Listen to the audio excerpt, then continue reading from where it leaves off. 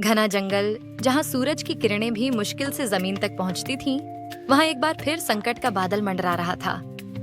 जंगल के राजा शेर सिंहराज ने महसूस किया कि उनके राज्य में अराजकता बढ़ रही है। शिकारी जानवरों में प्रतिस्पर्धा, शाकाहारी जानवरों में भय और हर ओर एक अनकही बेचैनी। जंगल में चीता, वज्र और बाघ भीम के बीच अक्सर शिकार को लेकर विवाद होता रहता था। दोनों ही खुद को जंगल का सबसे ताकतवर शिकारी मानते थे। वहीं हाथी गजराज और गैंडा बलराम भी पानी के स्रोतों पर अधिकार जमाने के लिए आपस में भिड़ते रहते थे। लोमड़ी चतुरा ने सिंहराज से कहा, महाराज, यदि आप जल्द ही कुछ नहीं करेंगे तो जंगल का संतुलन बिगड़ जाएगा। सिंहराज ने सोचा कि अगर जंगल में शांति स्थापित करनी है तो सभी जानवरों को एक मंच पर लाना होगा। सिंहराज ने जंगल के सभी जानवरों को एक बड़ी सभा में बुलाया। गिद्ध वृद्धराज ने ऊंचाई से सबको देखा और कहा, आज का दिन हमारे जंगल के भविष्य को तय करेगा। सभा में सभी ने अपनी समस्याओं को खुलकर रखा। वज्र और भीम ने अपनी तीव्रता और शक्ति का दावा किया, जबकि गजराज और बलराम ने अपने अपने समूहों के प्रति निष्ठा जताई। तभी बुद्धिमान कछुआ धीरेंद्र ने कहा, हम सभी में विशेषताएं हैं, परंतु जब तक हम एक दूसरे को समझेंगे नहीं, तब तक समाधान नहीं मिलेगा। सिंहराज ने सुझाव दिया कि हर जानवर को अपनी अपनी क्षमता के अनुसार जंगल के कल्याण के लिए काम करना चाहिए। सभी ने इस प्रस्ताव को स्वीकार किया और जंगल में एक नई व्यवस्था लागू की गई। जंगल में नई व्यवस्था के बाद सभी जानवर अपनी अपनी जिम्मेदारियों को समझकर काम करने लगे। वज्र और भीम ने मिलकर शिकार की नई रणनीति बनाई, जिससे शाकाहारी जानवरों की संख्या संतुलित रही।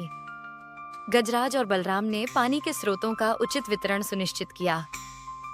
लोमड़ी चतुरा ने अपनी चालाकी से जंगल में व्यापार को बढ़ावा दिया, जिससे सभी को आवश्यक वस्तुएं मिल सकें। धीरेंद्र ने अपने अनुभव से सभी को समझाया कि धैर्य और समझदारी से ही समस्याओं का समाधान होता है। कुछ महीनों बाद जंगल में सुख शांति का माहौल बन गया। सिंहराज ने गर्व से देखा कि उनका जंगल अब पहले से अधिक संगठित और सशक्त हो गया है। सभी जानवरों ने मिलकर एक नया अध्याय लिखा, जिसमें एकता और सहयोग का महत्व सर्वोपरि था।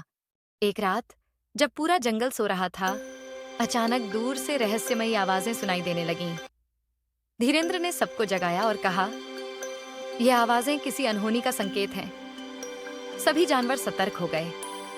लोमड़ी चतुरा ने छानबीन की और पता लगाया कि जंगल के बाहर के कुछ शिकारियों ने जंगल में प्रवेश किया है। सिंहराज ने तुरंत एक योजना बनाई कि कैसे इन शिकारियों से निपटा जाए।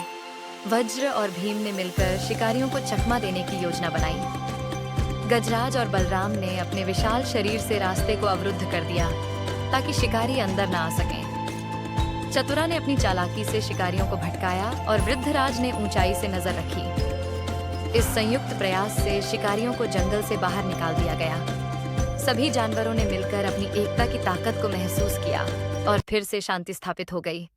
जंगल में पहली बार न्यायालय का आयोजन किया गया, जहां सभी जानवरों ने अपने विचार व्यक्त किए। धीरेंद्र ने कहा, न्याय केवल ताकत या चालाकी से नहीं, बल्कि समानता और समझ से होता है। वृद्धराज ने प्रस्ताव दिया कि हर पूर्णिमा को जंगल में एक सभा बुलाई जाए, जिसमें हर जानवर अपनी समस्याओं को खुलकर रख सके। इस प्रस्ताव को सभी ने सहर्ष स्वीकार किया। जंगल में अब हर पूर्णिमा को सभा होने लगी, जिससे सभी को अपनी बात कहने का अवसर मिला। धीरे धीरे जंगल और अधिक सुरक्षित और संगठित होता गया। सिंहराज ने गर्व से देखा कि जंगल के सभी जानवर अब एक परिवार की तरह रहते हैं। एक दिन सिंहराज ने घोषणा की, अब जंगल में सभी को बराबरी का हक मिलेगा, चाहे वह छोटा हो या बड़ा।